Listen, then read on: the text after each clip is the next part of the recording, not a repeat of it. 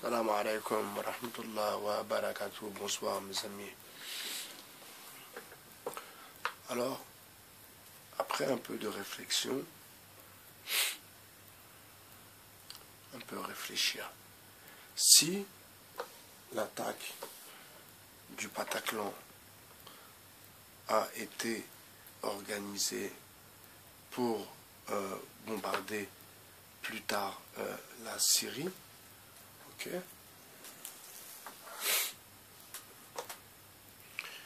mais par la même occasion, le travail a été fait par d'autres individus. Donc, ces deux entités ne se connaissaient pas, mais avaient des ordres bien particuliers. Voilà pourquoi ils ne se sont pas gênés pendant le travail, pendant le boulot. Pour le coup, il faut que vous sachiez une chose qui est très importante, c'est qu'il n'y a pas de procès pour le Bataclan. Les parties civiles ont un gros problème avec l'État par rapport à leur implication aussi à l'État. Et cette vidéo était pour parler un peu de Mohamed Merah. Vous savez, on a tous été un peu un Mohamed Merah. Je pense à lui, que Dieu ait son âme, parce que dans les vidéos que l'on voit de lui, on voit que c'est un enfant plein de vie, que c'est un enfant intelligent, un enfant brillant, un enfant qui n'était pas super diplômé, mais qui était autodidacte. Et vous imaginez le courage de partir comme ça à l'aventure pour aller rejoindre les frères, comme il disait, que Dieu ait son âme. Et il est parti vraiment à l'aventure pour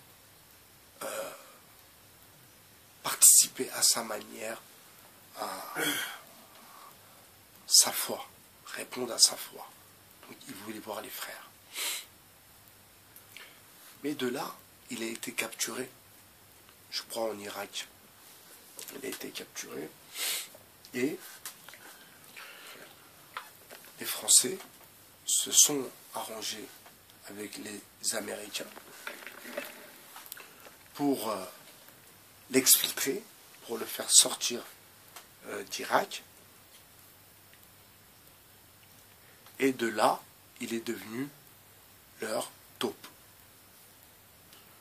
Donc, Mohamed Merah était un agent du système parce que, en fait, c'est ce qu'il leur devait.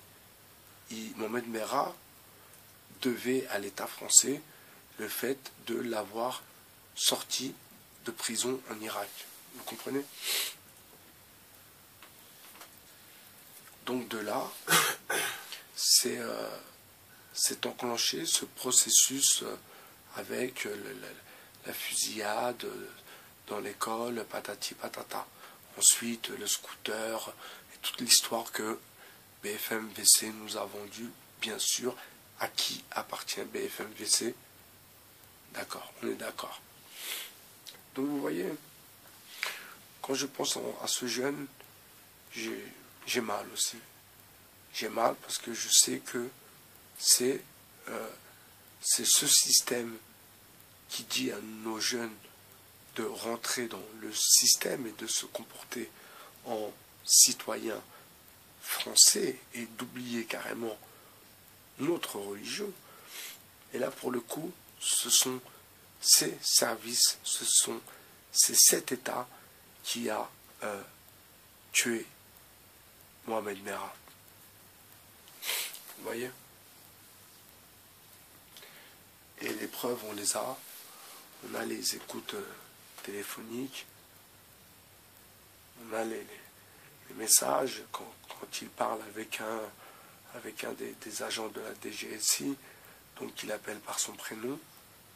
C'est un maghrébin, ils se connaissent bien. Mohamed Merah lui dit, mais attends, mais qu'est-ce que tu m'as fait là? Ils vont me tuer. Hein. Non, mais faut pas faire comme ça. Vous voyez? Et à la fin, il s'est fait buter. Ils l'ont tué à la fin. Que Dieu son âme. Et le pire, c'est que dans sa cavale, pour vous dire comment il était intelligent, dans sa cavale, pendant que la maison était pris d'assaut, il a réussi à sortir et à téléphoner à une radio. Vous voyez pas l'intelligence du petit Mohamed Merah. Il a réussi à sortir, à appeler une radio et à donner des informations que eux d'ailleurs ne veulent pas relever. Ils en disent, mais ils ne disent pas tout. Donc vous voyez comment la République a utilisé aussi nos jeunes. Je pense aussi à Mehdi Koulibaly. La rahma.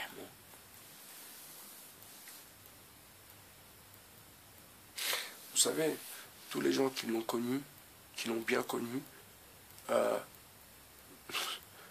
ont tous dit que c'était quelqu'un de très très bien. Un enfant bien élevé, un enfant, mashallah, un enfant, mashallah. Et, comme par hasard, il avait rencontré Sarkozy. Vous voyez?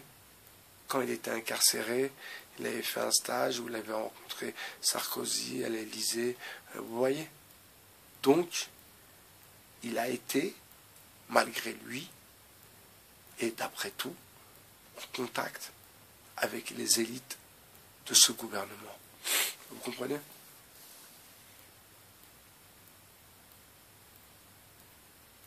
Donc, quoi de plus facile pour une antenne, en l'occurrence pour la DGSI, de regrouper 2-3 mecs un peu perdus, un peu fragiles pour le coup, un pied dans la merde, un pied dans la mosquée, qui ne savent pas trop comment s'en sortir et leur promettre quelque chose, et puis les envoyer au traquenard, et ils se sont fait tuer.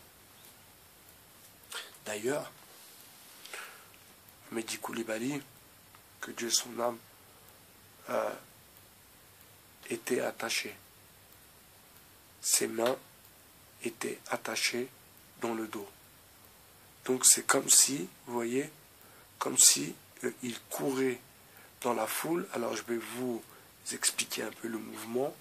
Imaginez-vous, vous, en face de vous, il y a des policiers armés avec des boucliers anti-balles. Hein. Et vous avez un pistolet d'assaut, c'est tout. Vous avez que ça. Et vous courez vers les policiers qui sont, je sais pas moi, ils sont 150.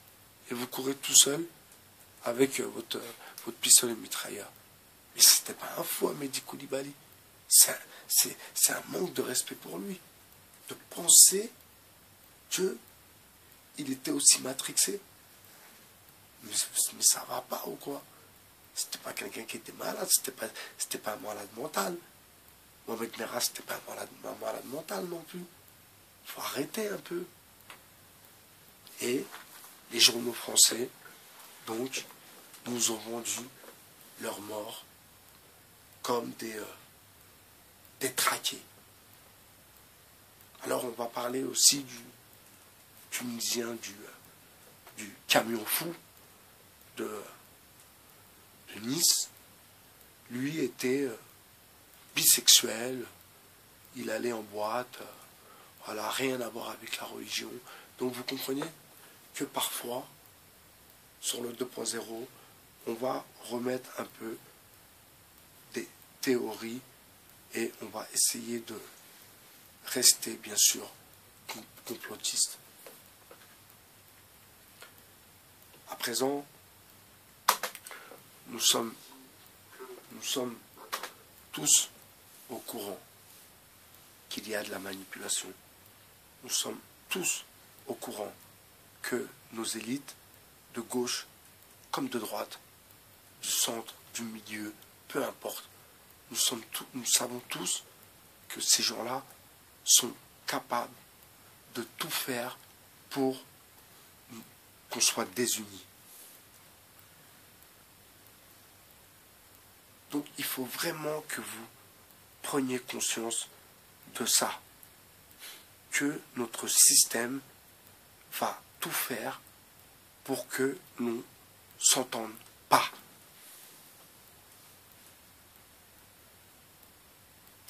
Je vais vous donner un exemple. Je ne voulais pas en parler dans cette vidéo, mais je vais vous donner un exemple et vous allez comprendre un peu mieux aussi, dans le fond, l'histoire. Dans le 13e arrondissement, où je réside, eh bien, il y a les CRS qui sont là, au métro, les camions, mais on ne voit pas du tout pourquoi ils sont là. Mais en fait, c'est pour protéger ces gens-là, ces gens un peu de la classe pas supérieure, parce que c'est pas non plus des grands bourgeois, mais c'est ceux qui ont élu Macron. Donc les CRS sont là pour leur faire voir que le pouvoir ne vous abandonne pas. Vous comprenez?